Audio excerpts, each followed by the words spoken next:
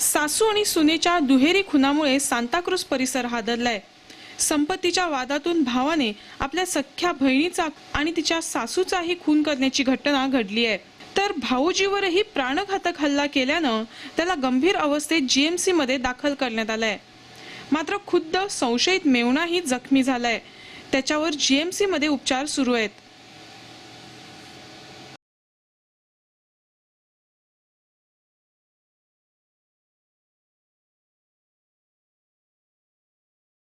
Santacruz church मागे राहणाऱ्या वाज कुटुंबियांसाठी 2 सप्टेंबर दिवस काहीसा वेगळा होता। कोल्हापूरहून त्यांच्या घरी बरीचशी पाहुणे मंडळी आली होती। कुटुंब प्रमुख माथाईस वाज, जे गोवा विद्यापीठाशी संबंधित आहे, या पाहुण्यांच्या पाहुणचारात मग्न होते। स्वयंपाकघरात त्यांच्या पत्नी आविर्ता वाज वय वर्ष 65 आणि सुनबाई मावरीन वाज वय वर्ष 32 स्वयंपाकाच्या तयारीत होते। साधारण 8:15च्या सुमारास बांबुळ येथे राहणाऱ्या मार्विनचा भाऊ नार्मन आपल्या बहिणीच्या सासूरवाडीला आला। घरात शिरताच तेथे गप्पा मारत बसलेल्या कोल्हापूरच्या पाहुण्यांकडे दुर्लक्ष करत तो थेट दिवाणखान्यात आला। तेथे त्याचा भाऊजी एडगर वाज आपल्या 4 वर्षाच्या तान्हुलीसह टीव्ही बघत होता। आत येताच नार्मनने आपल्या बहिणीला हाक मारत दिवाणखान्यात बोलवलं। यात वाद असं काहीच न वाटल्यानं त्याची बहीण मावरीन बाहेर आली। ती बाहेर येताच दांडगट अशा नॉर्मननं बहिणीशी संपत्ती विक्रीवरून भांडण उरकून काढलं। यावर मार्विनने आपल्या भावाला नार्मनला समजवण्याचा प्रयत्न केला। मात्र आज निर्णय लावणारच या इराद्याने आलेल्या नार्मननं आपला आवाज चढवत बहिणीला धमकावण्यास सुरुवात केली। या प्रसंगी तेथे असलेल्या एडगरनं त्यांच्या भांडणात हस्तक्षेप करण्याचा प्रयत्न केला। मात्र काहीही ऐकण्याच्या मनस्थितीत नसलेल्या नार्मननं भांडणाचा जोर वाढवला। त्याच्या आवाजानं स्वयंपाकघरात असलेली मार्विनची वृद्ध सासू आविर्ता तेथे आली आणि तिनेही नार्मनला समजवण्याचा प्रयत्न केला। मात्र संताप अनावर झालेल्या नार्मननं अधिक जोमानं भांडण्यास सुरुवात केली आणि आपल्या हिश्श्याच्या संपत्ती बरोबरच बहिणीच्या वाटणीच्या संपत्तीचीही मागणी करू लागला। वास्तविक बांबुळ येथील नार्मन मोंतेरो यांच्या संपत्तीची समान वाटेकरी त्याची एकुलती एक बहीण मावरीन ही होती। मार्विन हिला मोंतेरो कुटुंबियांच्या संपत्तीत काडीचाही रस नव्हता। मात्र काहीसा आडदांग असलेला नार्मन वाईट संगतीमुळे ही वडिलोपार्जित संपत्ती विकेल अशी धास्ती तिला होती आणि याच करिता भाऊ बहिणीत वाद होता। या प्रकरणाचा आता सोक्षमोक्ष लागणारच असा निर्धारही नार्मन याने केला होता आणि आत रंगलेल्या भांडणामुळे त्याचा रागही अनावर झाला होता।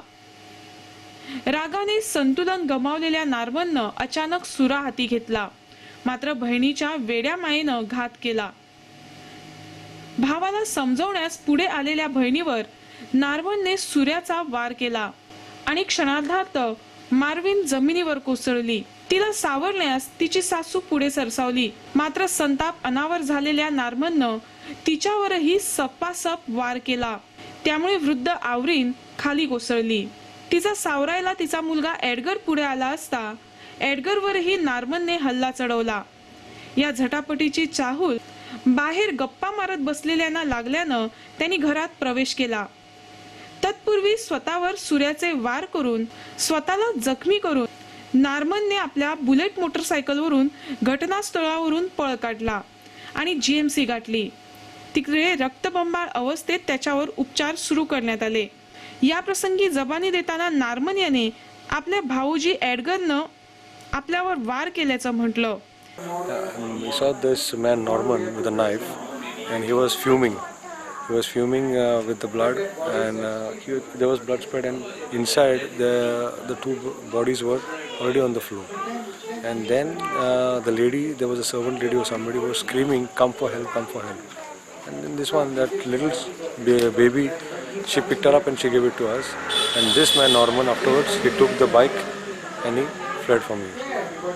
And you also went to GMC. What exactly happened in GMC? What he says? In GMC, when I saw him, he gave a statement that he was attacked.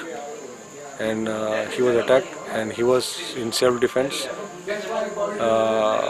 hit Edgar. So Edgar and his wife, Edgar attacked his own wife and killed his own mother. So he was giving that statement in GMC.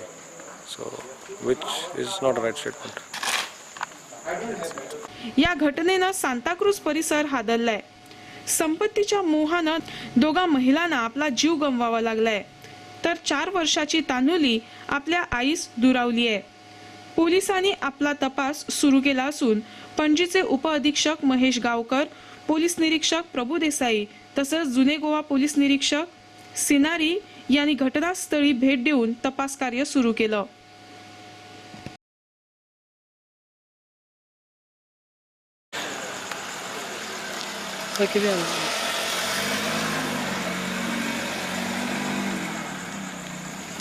This one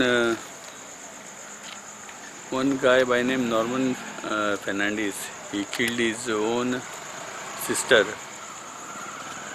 and assaulted her husband, and also killed mother-in-law of his sister.